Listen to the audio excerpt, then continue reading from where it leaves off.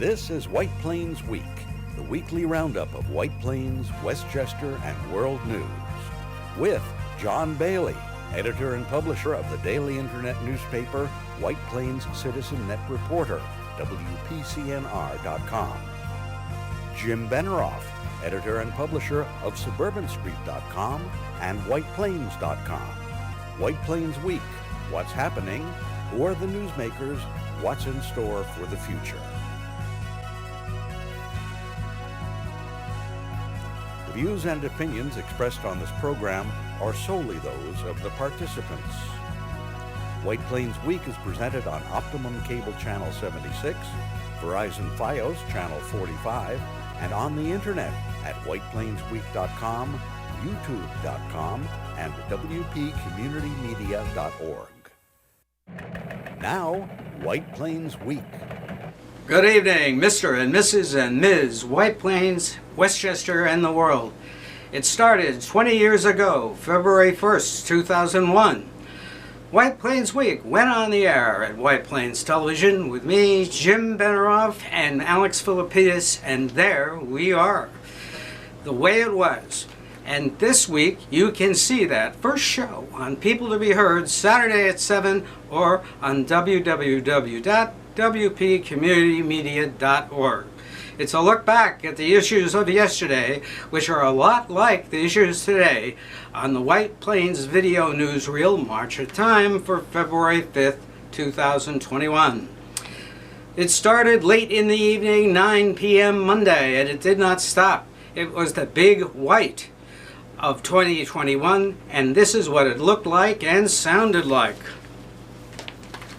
It started light, and you were deluded by 2 in the morning with only about 3 inches on the ground.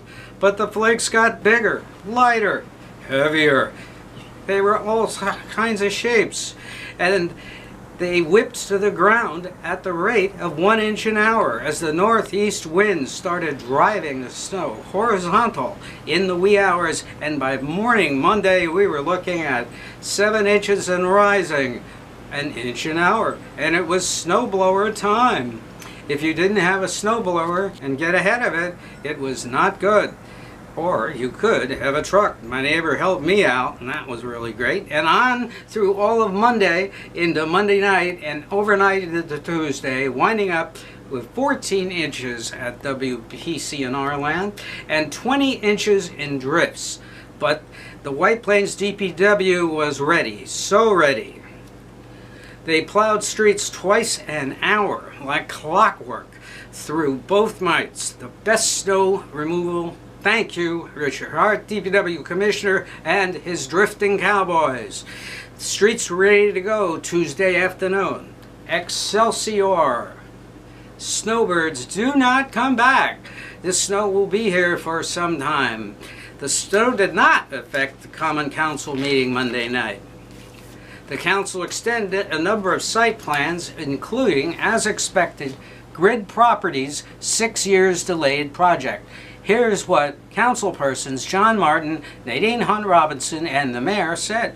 As it can be imagined by everyone, and certainly us, this has been a difficult fiscal year for our government and certainly for all governments and probably everyone's personal finances.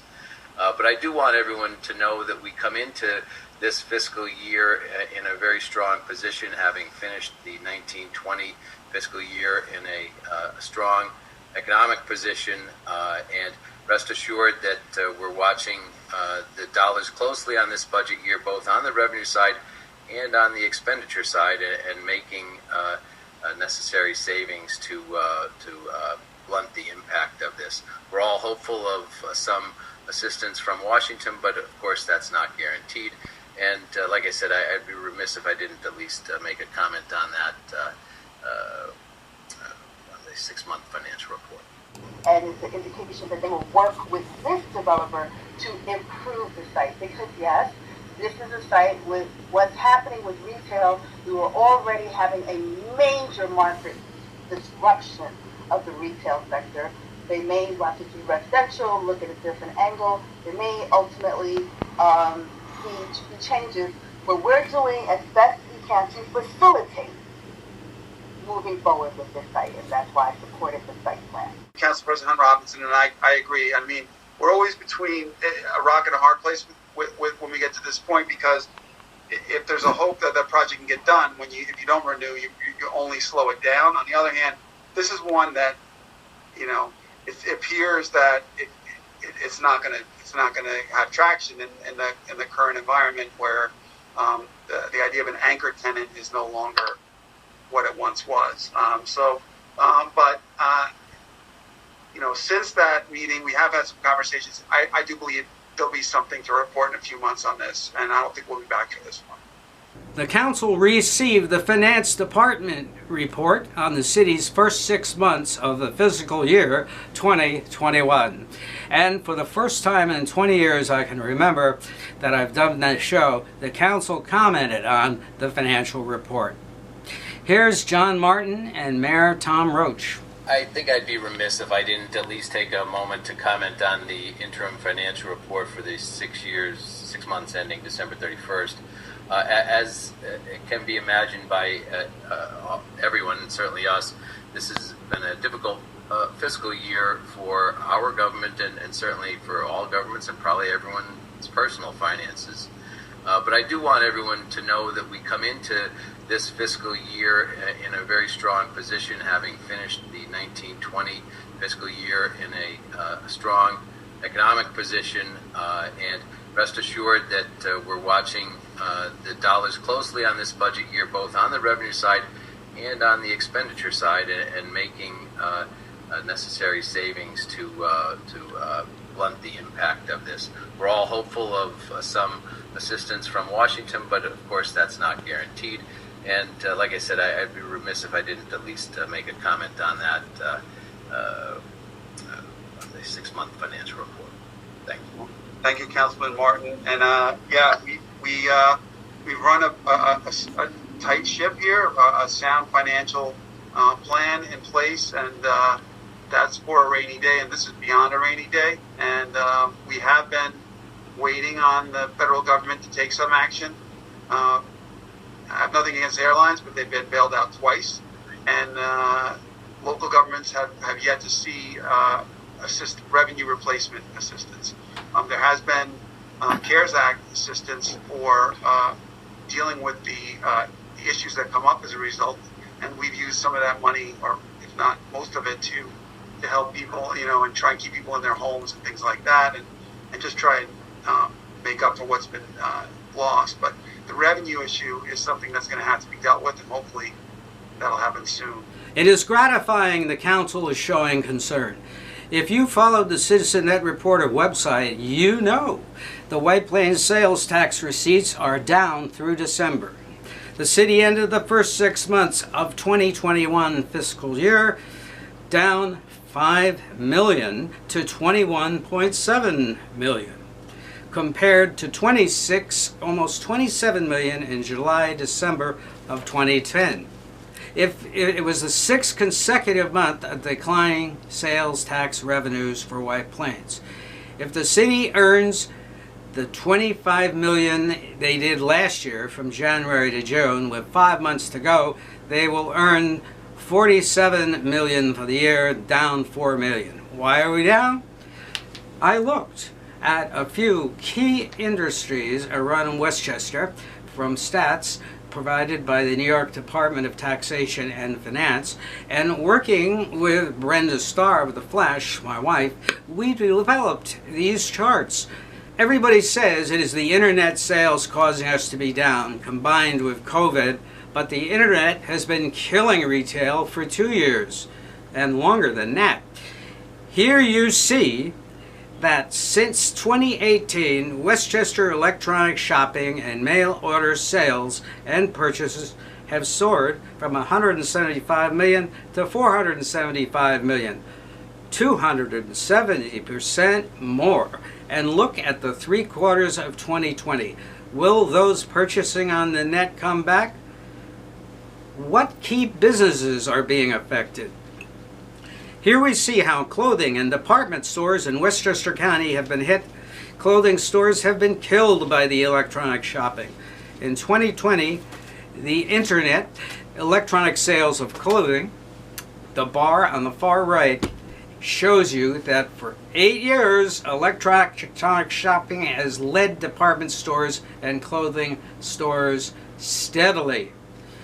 Electronic shopping has been putting the clothing and department stores on a great defensive. Note, the department stores have not grown their share in 7 years. Electronic shopping and mail order has grown their market by 40%. 700 million, up from 500 million. Look at restaurants, bars, and grocery stores in Westchester, and particularly important to White Plains since the COVID plague hit. This chart is very sobering for White Plains. You cannot get restaurants, bars, and of course liquor stores going fast enough. The purple bar represents restaurants. In 2019, restaurants peaked at 40 billion, and starting in March 2020, just about a month from now, they have declined to 25 billion. They have declined 25 billion, about 40%. Grocery stores, on the other hand, have remained steady. Can the council count on a big comeback in the spring sales tax receipts? Again, nobody knows. The council needs to start thinking of solutions for various deficits they have now, and they have 4 months to do it. County Executive George Latimer held his COVID briefing reporting COVID infections are down. The county is expanding COVID vaccinations. They have inoculated 22,000 Westchester residents, but it depends on how much more vaccines the county gets. The numbers of positive cases are dropping. Here are currently the most positive infected places in the county. They have declined the infections day rate. Yonkers is down. White Plains is down. But the infections are all running about an average of 30 infections a day, 330 a week. And at a 5% infection rate in 2 weeks, this may result in 17 infections per city. And let's look at the progression from last week. From January 28th to February 3rd, Wednesday, there were about 4,000 Westchester people testing positive. 561 a day, and in 10 days, at the 5% infection rate, you could have 200 hospitalizations. So, though the percentage of positives, 5.4% over the week for Westchester County, is good, down, more sustainable, but these 200 possibilities of hospitalizations continues to put pressure on hospitals and are cumulative, as I pointed out last week. But Mr. Latimer believes that less people are getting sick, even getting really seriously sick from the COVID, and that may be the reason for the decline. In February, Mr. Latimer says, be prudent at your Super Bowl parties, mask, wash hands, and don't forget, coming up is that weeks off from school, and who knows how that is going to affect the February figures. Then we had news that high school sports are coming back at White Plains.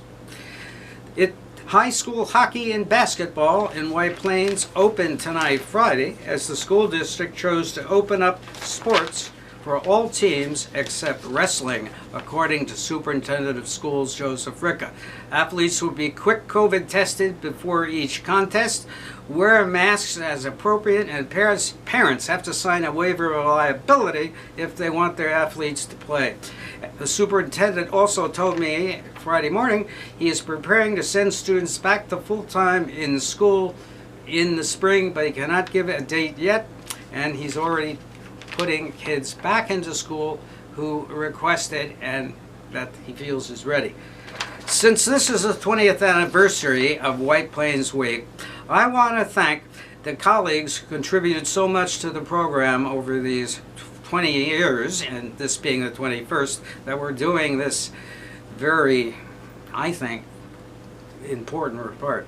Jim Benaroff, Alex Filippidis, and Peter Katz, who has been with us from 2007 to 2019, and Jim Benaroff and the late Fred Strauss, who believed in the show. Show business lost 5 stars to the Heavenly Network and the Stage for the Ages.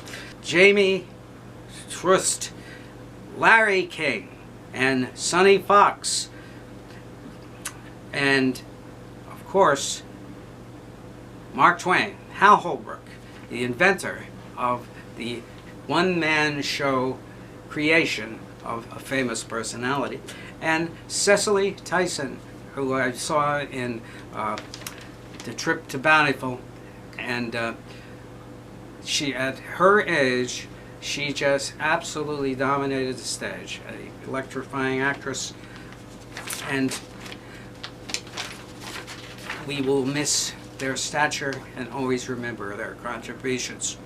This is John Bailey saying good night, Jim Benaroff, and good night for White Plains Week. And we close with a special message from Mayor Roach to the snow SWAT team of the White Plains DPW. I'm just going to finish up tonight by saying, we had a crazy day with a lot of snow. This was a really classic storm. The forecasters got this one right. That's impressive. But our people have been out since last night, starting at 9 o'clock at night. The commissioner, the deputy commissioner, and the other staff people that were just making determinations on how to allocate personnel timed it very well. People often say they want to see work getting done 24/7. Human beings cannot work 24 hours, okay? Especially in jobs that are dangerous, and that's what the type of work is. So we have to schedule to make sure that their shift changes, and so that the vehicles are moving 24 hours, but the people get to get some rest. And so I just want to express my appreciation. So none of them are watching because they're all in trucks right now or sleeping. But to all the men and women who have done so much work and always do to make the city safe, to get us back in business, and hopefully by tomorrow. And you will not see this type of work done in other communities. There's a great pride that our people take in the work they do, and this council makes sure that they have the resources to do it, and the results speak for themselves, but should never be taken for granted. And so John raised the issue about federal assistance, and there's been comments about, cities just use it because they haven't been managing their money well and things like that. No, we are providing the service that most people directly receive from government that they recognize: police and fire protection, snow plowing, so that when they don't even have to worry that when the snow's over, they're going to be able to pull out and go someplace. And that costs money. And in this city, and in most cities, there are multiple sources of revenue, and the economically sensitive ones have been damaged. And so we are pushing in Washington to see some relief. We'll see how that goes. But at the end of the day, we're proud of the people that work for our city, and we're grateful to them. And I know the residents are as well. I know that the residents, we all get a little bit puffed up when we talk about the services that we all enjoy here in White Plains, and it's the result of the hard work of a lot of people. So thank you to them. Thank you to our residents. It's reported to me, cars are off the street, people aren't traveling, everyone's doing what they should do, made it easier for our people. And so thank you to all of you as well. This has been White Plains Week, news and commentary about White Plains, Westchester, and the world. The views and opinions expressed on this program were solely those of the participants. White Plains Week, produced by White Plains CitizenNet Reporter, and presented on Optimum Cable Channel 76 and Verizon Fios Channel 45.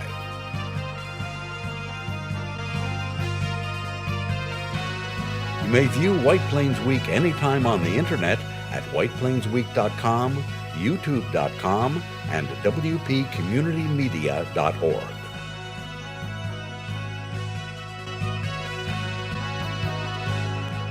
For White Plains Week, this is Peter Katz speaking.